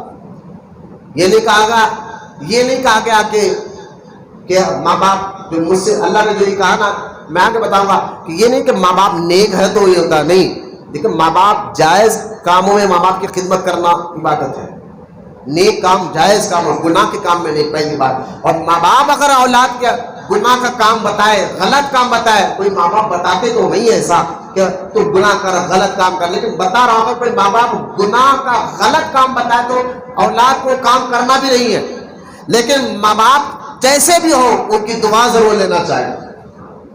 حدیث پاک میں اللہ کے رسول علیہ السلام نے فرمایا یا رسول اللہ ایک صحابی نے پوچھا اگر ماں ہم پر ظلم کرے تب بھی حق ادا کرے؟ ماں ہم پر ظلم کرتی ہے پھر بھی حق ادا کرے؟ ہاں اگر تمہاری ماں تم پر ظلم بھی کرے تب بھی اس کا حق ادا کرو، تب بھی اس کا حق ادا کرو، 3 بار سرکار علیہ السلام نے فرمایا۔ لہٰذا ماں باپ سے دعا کیا کرو۔ پیر صاحب سے زیادہ آپ پریشان ہیں کہ ہماری دعا قبول نہ رہی ہے، بھائی تمہارے گھر میں خود جنت ہے، گھر میں اگر نہیں ہے تو قبرستان جاؤ، وہاں ٹائکن کے وسیلے سے دعا مانگو، دیکھو پھر اللہ پاک اس دعا کا اثر بھی جلدی ظاہر فرماتا ہے۔ اور ایک بات یاد رکھو آگے بڑھ کر ماں باپ کی دعا، پیر میں نے سارے بات بتایا، آپ اپنے نیک کاموں کا وسیلہ لے کر دعا کر سکتے ہیں، پیر و مرشید کا وسیلہ لے کر دعا کر سکتے ہیں، صاحب اللہ کے نیک بندوں کا وسیلہ لے کر دعا کر سکتے ہیں، لیکن ماں باپ سے دعا کرا سکتے ہیں۔ اگر آپ اور آگے بڑھائے دعا کے آداب میں سے ہے کہ آپ خود بھی خاص دعا کرتے رہے، آپ کہیں کہ میں ہمارے ذہن میں سوال یہ ہوتا ہے، پہلے ہم دعا کے لیے ہمارا معاملہ یہ ہوتا ہے کہ ہم جیسا دعا کہیں آپ کی دعا نہیں کرتے بھائی ہم گناہ گار ہیں، ہماری دعا کیا قبول ہوگی؟ یہ جملہ ہمارے ذہن میں آتا ہے، گناہ گار ہے ہماری دعا قبول کیا ہوگی؟ میں آپ کو دعا کے آداب بتاتا ہوں، سنیے۔ پہلا کہ اللہ کی بارگاہ میں اگر دعا مانگنا ہے نا، رو کر مانگو۔ آپ مجھے دعا کے آداب بتاؤ، یہ سیکھے آپ سے۔ اللہ کی بارگاہ میں دعا مانگنا ہے تو رو کر مانگو، گڑ گڑا کر مانگو۔ رونا نہیں بھی آتا تو رونے جیسی شکل بنا کر مانگو۔ کیوں؟ کیونکہ اللہ کو کوئی بندہ اگر روئے گڑ گڑائی اللہ کو بہت پسند ہے۔ اس کی ایک مثال میں آپ کو دیتا ہوں۔ اگر دیکھیں ماں اپنے بچے کو شیر خوار یعنی دودھ پیتے بچے کو جب دودھ پلاتے تو بچہ کھیلنے لگ جائے تو ماں کہتے چلو میرا بچہ کھیل رہا ہے تو میں کپڑے دھو لیتی ہوں، کھانا بنا لیتی ہوں، کچھ اپنے فرینڈ سے بات کر لیتی ہوں کہ بچہ کھیل رہا ہے۔ جب تک بچہ کھیلتا ہے ماں کی توجہ بچے پہ نہیں ہوتی، وہ اپنے کام میں لگی رہتی ہے۔ بچہ اگر رونا شروع کر دے، تھوڑا اگر آواز نکالے تو پھر بھی وہ اپنے اور بھی تھوڑا آخری کا کام ہے، ایک دو روٹی ڈالے۔ بچہ آواز نکالنا شروع کر ایک دو روٹی ڈال کے پھر اس کو بولے لیکن بچہ تڑپ کر رونا شروع کر دے، اتنا تڑپ کر روئے کہ آپ ماں وہ ایک روٹی ڈالنا بھی چھوڑ دیتے، چھوڑو یہ کام، پہلے بچہ رو رہا ہے۔ تو مجھے بتایا کہ ماں جب تک انجان تھی بچے سے، جب تک وہ بچہ کھیل رہا تھا، بچہ کھیل رہا تھا انجان تھی، لیکن رونا شروع کیا تب بھی انجان تھی، لیکن تڑپ کر رونا شروع کیا تو کام ابھی باقی ہے، لیکن کام چھوڑ کر بچے کو پہلے لے لیا۔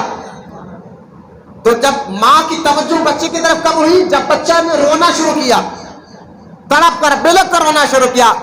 اس مثال کو ذہن رکھیں، بالمثال ذرا تفسیر۔ اسی طرح اللہ اپنے بندوں سے 70 ماؤں سے زیادہ محبت کرتا ہے۔ اگر کوئی بندہ اللہ کی بارگاہ میں تڑپ کر گڑ گڑا کر رو کر، ہم جب تک ہماری زندگی کھیل میں ہے اس لیے اللہ کی رحمت ہم پر توجہ نہیں ہو رہی ہے، لہٰذا ہم کبھی موبائل میں کھیلتے نظر آتے ہیں، کبھی میدان میں کھیلتے نظر آتے ہیں، ہمارا مزاج توجہ نہیں رہا اللہ کی بارگاہ میں، تو لہٰذا اس لیے اللہ کی رحمت ہمارے پر توجہ نہیں کرتی۔ لیکن جب بندہ گڑ گڑا کر روتا ہے تو جس طرح ایک ماں اپنے بچے کی طرف توجہ کرتی ہے، اللہ کی رحمت بھی اپنے بندے کی طرف توجہ کرتی ہے۔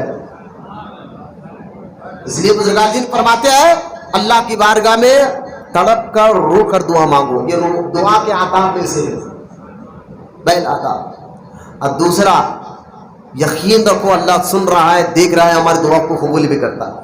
یقین نہیں رہا ہمارے پاس، کیونکہ آپ دیکھیں بھائی کروڑ پتی سے آپ کو بلائے میرے گھر کو میں پیسہ دوں گا، تو آپ کتنے یقین سے جا کر بیٹھ جاتے ملیں گا، بھائی پیسے والا ہے۔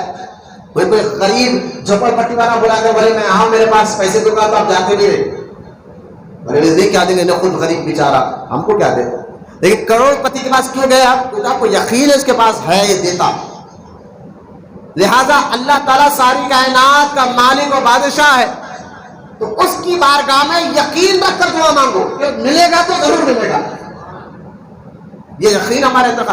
امام صاحب دعا کرا رہے اور ہم آمین، ہمیں تو آمین کا مطلب بھی نہیں معلوم۔ امام صاحب اللہ ماشاءاللہ، ہر امام کی بات نہیں معلوم۔ میں امام صاحب جو دعا کراتے میں کہتا ہوں امام وہ دعا کرائے جس دعا کا معنی ترجمہ امام جانتا ہو، کہ بھائی آپ جو دعا کر رہے ہیں نا، آپ عربی میں دعا مانگ رہے ہیں لیکن آپ کو اس کا معنی ہی نہیں معلوم، تو وہ یقین کہاں سے بتاؤ، مطلب ہی نہیں معلوم۔ اس لیے اگر آپ کو عربی دعا نہیں ہے تو اردو میں مانگے جس کا آپ یقین ہو جائے۔ تو لہٰذا دیکھیے آمین، بندہ دعا کر رہا ہے، آپ پیچھے آمین کہہ رہے، آمین کہہ رہے، تو آمین کا معنی کیا ہے کہ اللہ یہ جو کہہ رہے ایسا ہی ہو، بولے نا سبحان اللہ، جو یہ کہہ رہے ایسا ہی ہو۔ آمین کا معنی کیا ہے؟ جو یہ کہہ رہے ایسا ہی ہو، اس کا معنی یہ ہے۔ لیکن ہمیں آمین کا معنی بھی ذہن میں رکھنا چاہیے۔ اور اگر آپ امام صاحب دعا، جیسا کہ آپ دیکھیں کو ایک ایسی، جیسا کہ انس بن مالک رضی اللہ تعالیٰ عنہ کے پاس ایک شخص آ کے کہنے لگا حضور آپ صحابی رسول ہے، دعا کریں میرے لیے۔ انس بن مالک نے دعا فرمائی ربنا آتنا فی الدنیا حسنۃ وفی الآخرۃ حسنۃ وقنا عذاب النار، بس چہرے پہ ہاتھ پھیر لیا، کہا کہ دعا ہو گئی۔ اس نے کہا حضور اور دعا کریں، آپ نے پھر ہاتھ اٹھایا، اور انس بن مالک نے پھر دعا کی ربنا آتنا فی الدنیا حسنۃ وفی الآخرۃ حسنۃ وقنا عذاب النار. چہرے پہ پھیر لیا. اس نے کہا حضور اور دعا فرمائے. آپ نے پھر تیسری مرتبہ ہاتھ اٹھا کر وہی دعا مانگی ربنا آتنا فی الدنیا حسنۃ وفی الآخرۃ حسنۃ وقنا عذاب النار. چہرے پہ ہاتھ پھیر لیا. اس نے کہا حضور اور دعا فرمائے. آپ نے فرمایا انس بن مالک نے بچا کیا ہے؟ اس دعا میں سب آ گیا. تب اس دعا کا معنی ذہن میں رکھے. اس دعا میں سب آ گیا. کیا ربنا آتنا فی دنیا، اللہ ہماری دنیا بھی اچھی کر دے، ہماری آخرت بھی اچھی کر دے، اور ہمیں خبر کے عذاب سے بچا لے. تو کہا اس دعا میں سب آ گیا. میں آپ کو بتا رہا حدیث کی روشنی میں کہ یہ ایک ایسی دعا ہے، اس کا معنی بھی ذہن میں رکھے. ربنا آتنا فی دنیا. اب امام صاحب دعا کر رہے ہیں، آمین بھی نہیں بول رہے، ادھر ادھر دیکھ رہے. دعا کرتے وقت بھائی اگر کوئی سیٹ تمہیں بلائے پیسے دے دے، اس کے سامنے یوں دیوانے چالے کر ہکال دیتا میں، یار میں میری عزت نہیں کر رہا. اسی طرح دعا کرتے وقت ادھر ادھر دیکھنا ماشاء اللہ کی بارگاہ کا ادب نہیں ہے، یہ بے ادبی ہے. ادھر اس لیے بزرگان جی فرماتے ہیں کوئی بندہ دعا کر رہا ہو اور آپ ادھر ادھر دیکھ کے ہاں آمین آمین کریں، یعنی آپ کی توجہ نہیں رہی دعا کے بعد، تو اللہ تمہیں نابینا کر دے گا، اندھے ہو جاؤ گے تم آگے چل کر. یہ اس کے دربار کے بے ادبی کا اثر ہوگا. تو اللہ کے دربار کے بے ادبی کا اثر یہ ہوگا کہ وہ نابینا ہو جائے گا، وہ اندھا ہو جائے گا. خدا کے واسطے جب امام صاحب دعا کر رہے ہیں نا، نظر آنکھیں بند کر کر یا آنکھیں زمین کی طرف رکھ کر پوری توجہ کر کے ہاں اللہ سن رہا ہے، آمین کہو. امام صاحب کو تو معنی معلوم ہے، آمین کہو، اور آمین کا معنی ذہن میں رکھو، یہ جو کہہ رہے ایسا ہی ہو. بولنا سبحان اللہ. یقین کے ساتھ دعا مانگو. پہلے میں نے کیا کہا؟ دعا کے لیے کیا ہے؟ طلب کی دعا مانگو. رونا نہیں آتا، رونے جیسی شکل مانگو. یہ دعا کے آداب میں سے بتا. اور دوسرا میں نے بتایا یقین کے ساتھ مانگو. جس سے ہم مانگ رہے ہیں سب کو دینے والا وہی ہے. اور میں نے ابھی آپ کو چھوٹی سے چھوٹی چیز بھی مانگ سکتے ہو، ہے نا، بڑی سے بڑی چیز بھی مانگ سکتے ہو، سب کچھ دینے والا ہے. یقین کے ساتھ مانگو. اور تیسرا اہم بات سنیں. تیسری بات دعا کرتے وقت آپ یہ تصور چھوڑ دیں کہ میں گناہ گار ہوں. دعا کے آداب میں سے ہے کہ آپ یہ تصور چھوڑ دیں کہ میں گناہ گار ہوں. کیونکہ اللہ تعالیٰ نے جو قرآن پاک میں ارشاد فرمایا کہ تم مجھ سے دعا مانگو، ادعونی استجب لکم، تم مجھ سے دعا مانگو میں تمہاری دعا کو قبول کرتا ہوں. تو اس آیت میں اللہ نے یہ نہیں کہا کہ متقی لوگ دعا مانگے، نیک لوگ دعا مانگے، پرہیزگار لوگ دعا مانگے. عام خطاب اللہ کا تم لوگ مانگو، جس میں سب آ گئے. تو دعا کرتے وقت یہ خیال ذہن سے نکال دو میں گناہ گار ہوں. بس اللہ کی طرف توجہ کر کر اس کی رحمت کی طرف توجہ کر کر جو بندہ دعا مانگتا ہے اللہ اس کی دعا کو ضرور قبول فرماتا ہے. بولیے محبت سے سبحان اللہ، اور محبت سے بولیے سبحان اللہ. لہٰذا کبھی آپ اپنے لیے دعا اکیلے میں مانگتے رہے. ماں باپ سے کرانا اچھی بات ہے، اولیاء سے کرانا اچھی بات ہے، علماء سے کرانا اچھی بات ہے، پیر صاحب سے کرانا اچھی بات ہے، لیکن بار بار آپ بھی دعا مانگتے رہے. اور آپ بھی توسل کی شیطانی وسوسہ ہے کہ میں گناہ گار میں کیا مانگوں.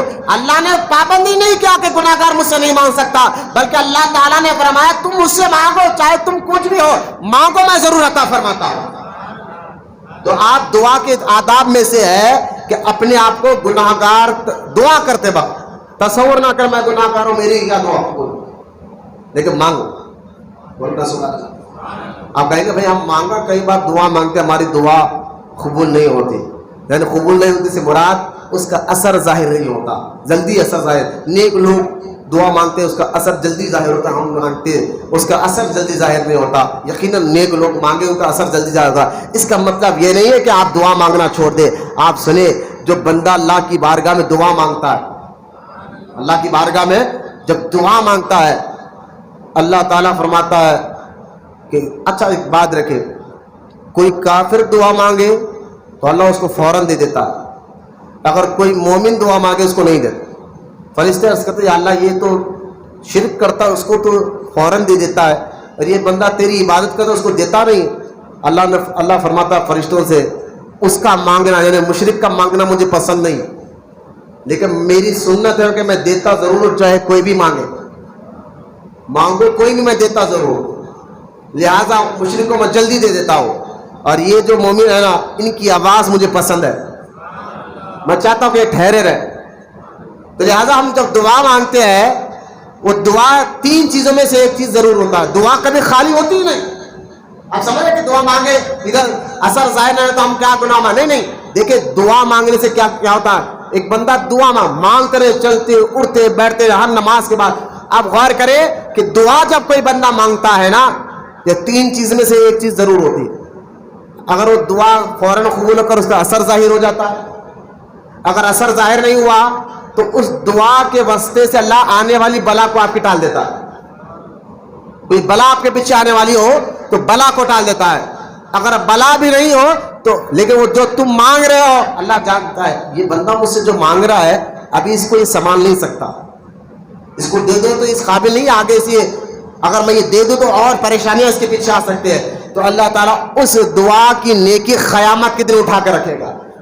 جب بندہ اللہ کی بارگاہ میں جائے گا تو سارے نیکیاں ملتے رہیں گے. ایک نیکی پہاڑوں کے نیچے سے آئیں گی، آ کے کہیں گے یہ تیری نیکی ہے. وہ بندہ کہے گا یا اللہ میں نے یہ کون سی نیکی کی تھی؟ نماز کی نیکی تو مجھے مل گئی، روزے کی نیکی تو مجھے مل گئی، حج کی نیکی تو مجھے مل گئی، ماں باپ کی خدمت کی نیکی تو مجھے مل گئی. سارے نیکیاں میں نے کیا کیا تھا سب معلوم ہے، لیکن یہ جو نیکی پہاڑ کے نیچے سے آ رہی ہے یہ نیکی کون سی ہے جس کے بدلے تو مجھے نیکیاں دے رہا ہے؟ اللہ فرمائے گا میرے بندے یاد کر، تو دنیا میں مجھ سے دعا کرتا تھا، میں نے اس دعا کو دنیا میں قبول نہیں کیا تھا، اس کے بدلے آج نیکی عطا فرما رہا ہوں.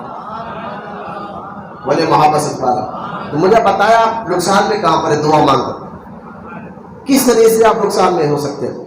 آپ جب بھی دعا مانگو دعا قبول ہو رہی ہے، آپ یا تو فوراً ظاہر ہوگی، یا تو بلا ٹلے گی، یا تو اس کا نیکی قیامت کے دن ملے گی، ہے نا. یہ دعا مانگیں گے تو انشاءاللہ عادت بنا ہے دعا کی، چلتے ہیں. اب دعا کے لیے کیونکہ ذکر کا وقت ہو گیا، دعا کے لیے جو ہے میں اور ایک بات بتا دوں، آپ خود کے لیے بھی مانگیں، سارے مومنین کے لیے بھی مانگیں.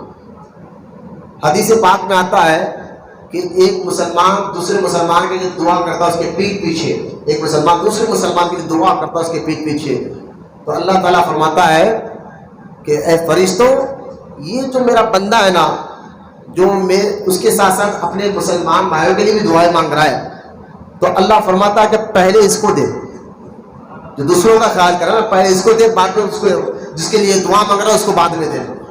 تو پیٹھ پیچھے اگر کوئی مسلمان دوسرے مسلمان کے لیے دعا مانگتا ہے تو فوراً وہ دعا پہ قبول ہو جاتی ہے اللہ کی بات، اور اللہ اس کو پہلے عطا فرماتا ہے. لہٰذا یہ بھی ذہن میں رکھے. اب دعا کے لیے وقت کون سا ہوتا ہے؟ دعا کے لیے وقت کون سا؟ کچھ وقت ہوتے ہیں ان وقتوں میں جو دعا مانگو دعا قبول ہوتی ہے، اور کچھ جگہ ایسی ہوتے ہیں اس جگہ پہ ٹھہر کر دعا مانگو دعا قبول ہوتی ہے. وقت کون سے، جگہ کون سے؟ وقت کے بارے میں بتاؤ. ابو طالب مکی رحمۃ اللہ تعالیٰ علیہ اپنی کتاب قوت القلوب میں فرماتے ہیں جیسا اذان ہوئی، چاہے فجر کی ہو، ظہر ہو، مغرب ہو، شزائر کون سے سنے، فجر ہو، ظہر ہو، عصر ہو، مغرب ہو، شاہ ہو، جیسا اذان ہوئی اذان سے لے کر جماعت ٹھہرنے تک، اس درمیان جو بندہ جو دعا مانگتا ہے اذان سے جماعت ٹھہرنے تک جو دعا مانگتا ہے اس کا دعا اللہ ضرور قبول فرماتا ہے. ابو طالب مکی فرماتے ہیں اپنی کتاب قوت القلوب میں کہ اذان سے لے کے جماعت ٹھہرنے تک جو دعا ہے وہ اس وقت میں جو بندہ دعا کرتا ہے وہ دعا ایسی ہے کہ گویا کہ وہ بندہ شب قدر میں دعا مانگ رہا ہے. شب قدر کی رات میں جیسا دعا قبول ہوتی ہے ایسا اذان سے لے کے جماعت ٹھہرنے کے وقت دعا مانگنے کا اللہ اسی وقت دعا کو قبول فرماتا ہے. یہ ذہن میں رکھا. یہ تو وقت روز ملتا ہے. ہر نماز کے بعد جو دعا مانگی جاتی ہے وہ بھی قبول ہوتی ہے، نماز کے بعد کے وقت کا ٹائم. اسی طرح عید کی رات کا ٹائم، یہ ساری رات دعا کی قبولیت کا ٹائم. عید کے دن دعا قبول ہوتی ہے. عید کی رات چاہے وہ بقرہ عید ہو، چاہے عید الاضحیٰ ہو، عید الفطر ہو، جو صبح عید ہونے والے تو جو رات گزرتی ہے جس کو ہم چاند رات کہتے ہیں، وہ ساری رات دعا کے قبول ہونے کا رات ہوتا ہے. میں آپ کو ٹائم بتا رہا ہوں کون دعا قبول ہونے سے مراد کیا ہے؟ جو دعا جلدی اس دعا کا اثر ظاہر ہو جاتا ہے. یہ ٹائم بتا رہا ہوں، وقت بتا رہا ہوں. ایسے وقتوں پر نماز کے بعد دعا کرو، عید کی راتوں میں دعا کرو، اور جو ہے خاص طور جمعہ کے دن جب امام خطبہ دینے کھڑے ہو جائے وہ بھی، جمعہ کا سارا دن دعا کی قبولیت کا ہے مغرب تک سورج ڈوبنے سے پہلے، لیکن جب امام جو ہے نا ممبر پر خطبہ دینے کے لیے کھڑے ہو جائے نا، اس وقت دل میں جو دعا مانگو اللہ قبول فرماتا ہے۔ جب امام خطبہ ایک بار خطبہ دے کر ممبر پر بیٹھ جاتا ہے، اس وقت بھی جو دل میں دعا مانگو اللہ قبول فرماتا ہے۔ اور خاص طور حدیث پاک میں آتا ہے کہ جب جمعہ کے دن کا سورج ڈوبتے رہتا ہے، سورج ڈوبتے رہتا ہے، اس وقت جو دعا مانگو اللہ قبول فرماتا ہے۔ دیکھیں سورج ڈوبتے رہتا ہے، اس وقت جو دعا مانگو قبول ہوتی ہے۔ میں آپ کو ٹائم وقت بتا رہا ہوں، مسافر سے دعا کرو جو سفر پہ جاتا ہے، مسافر کی دعا کو بھی اللہ قبول فرماتا ہے، سفر میں جانے والا۔ اور جو ہے جگہ جیسا کہ اللہ کا نیک محبوب بندہ جہاں پر آرام کر رہا ہوں وہاں ٹھہر کر، اس جگہ ٹھہر کر دعا مانگو، اللہ ان کے وسیلے سے دعا کو قبول فرماتا ہے۔ اور جہاں پر اللہ کے محبوب بندوں کے تبرکات رکھے ہوئے ہو وہاں ٹھہر کر دعا مانگو، اللہ قبول فرما لیتا ہے۔ ماں باپ سے دعا کرا یا ان کے قبر کے پاس ٹھہر کر دعا مانگو، اللہ ضرور دعا کو قبول فرما لیتا ہے۔ یہ سارے دعا کے قبولیت کا وقت بھی میں بتا رہا ہوں، جگہ بھی میں آپ کو بتا رہا ہوں۔ جمعہ تو ہے، اذان کے بعد سے اپنے ساتھ اذان ہوگی، ضرور دعا کریں۔ بس یہ دعا کے آداب میں نے یہ باتیں جو بٹھائی ہے کہ بس آپ دعا کرتے ہو، یہ ذہن سے ہٹا دیں کہ ہم گناہ گار ہیں۔ بس اللہ کی رحمت بڑی وسیع ہے، اللہ کی رحمت بڑی وسیع ہے، یہ سوچ کر دعا مانگے، بس بندہ اللہ کی بارگاہ میں اس کی دعا کو اللہ ضرور قبول فرماتا ہے۔ یہاں تک میں نے آپ کے سامنے دعا کے فضائل، دعا کی اہمیت اور دعا مانگنے کے کیا فائدے ہیں دنیا میں بھی، قبر میں بھی اور آخرت میں بھی، یہاں تک میں آپ کے سامنے رکھ دیا۔ اللہ کی بارگاہ میں دعا ہے اللہ ہم تمام کو کہنے سننے سے زیادہ عمل کی توفیق عطا فرمائے۔ جتنے بوڑھے بچے نوجوان یہاں بیٹھے مولا ان کے بیٹھنے کو قبول فرمائے، ان تمام کو سچا عاشق رسول بنا اور ان کی نسلوں میں قیامت تک عاشق رسولوں کو پیدا فرما۔ وما علینا الا البلاغ والحمد للہ رب العالمین۔